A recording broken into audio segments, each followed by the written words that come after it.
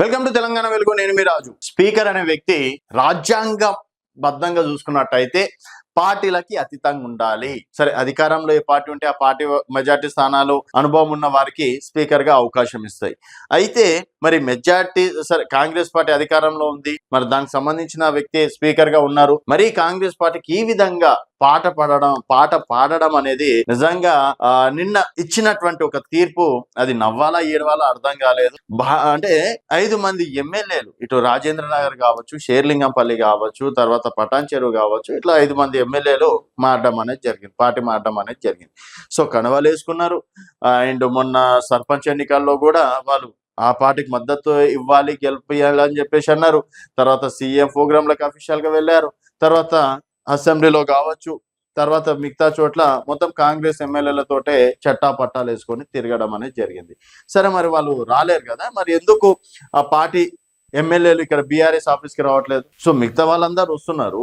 ఎవరైతే పార్టీ మారినటువంటి 10 మంది ఎమ్మెల్యేలు ఎందుకు బీఆర్ఎస్ కార్యక్రమాల్లో పాల్గొనట్లేదు, ఎందుకు బీఆర్ఎస్ పార్టీకి రావట్లేదు, బీఆర్ఎస్ ఇచ్చినటువంటి పిలుపులు ఎందుకు భాగస్వామ్యం అవ్వట్లేదు, ఇప్పుడు ఎందుకు బీఆర్ఎస్ కనువలు వేసుకొని ప్రోగ్రాంలకు వెళ్ళట్లేదు, ఎందుకు వాళ్ళ మెడల్ ఎప్పుడు కాంగ్రెస్ కావచ్చు 3 రంగుల జెండాది ఎందుకు ఆ కనువ ఉంటున్నాయి? అది అందరికీ తెలిసిన విషయమే. వాళ్ళ ఇంట్లో పనులను అడిగినా కూడా మా సార్ ఇట్లా పార్టీ మారిండు, డ్రైవర్ని అడిగినా కూడా పార్టీ మారిండు, ముందల కాంగ్రెస్ జెండాతోటే ఆ కారు వెళ్ళడం అనేది జరుగుతుంది.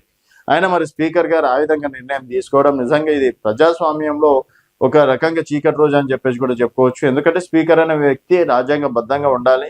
మరి గతంలో బీఆర్ఎస్ చేసిన తప్పు కదా అంటే, బీఆర్ఎస్ చేసిన తప్పే కాంగ్రెస్ పార్టీ చేస్తే ఇంకా జనాలకు రేపటి నాడు పార్టీల మీద నమ్మకం ఏ విధంగా ఉంటుంది?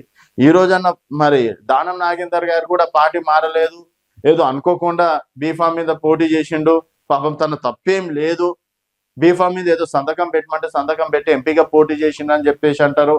మళ్ళీ కడియం శ్రీహరి గారు తన కూతురు కాబట్టి ఆ టైంకి మాత్రమే జెండా వేసుకొని ప్రచారం చేసిండు, కాంగ్రెస్ పార్టీని గెలిపించాలని చెప్పేసి అన్నాడు. అంతేగాని వారు కూడా పార్టీ మారలేదని చెప్పేసి అంటే మాత్రం ఇంకా దానికన్నా ఆ నిర్ణయం కన్నా ఇంకో మాట ఉండదు. దానికి సంబంధించి నేను ఏం చెప్పలేను. మరి ఈరోజు తీర్పు అన్న పాజిటివ్గా వస్తుందా, లేకపోతే నిన్నట్లాగా అందరు శుద్ధపూసలు వాళ్ళు బీఆర్ఎస్ లోనే ఉన్నారు, ప్రాక్టికల్ గా బీఆర్ఎస్ పార్టీలోనే పనిచేస్తుండని చెప్పేసి ఒక మాటతోటి కథం దుకాణం బంద్ చేస్తారా అనేది వేచి చూడాల్సిన విషయం. మరి నిన్న స్పీకర్ గారు ఇచ్చినటువంటి తీర్పుకి మీ అభిప్రాయాల కింద కామెంట్ రూపంలో తెలియజేయండి. చూస్తూనే ఉండండి తెలంగాణ వెలుగు.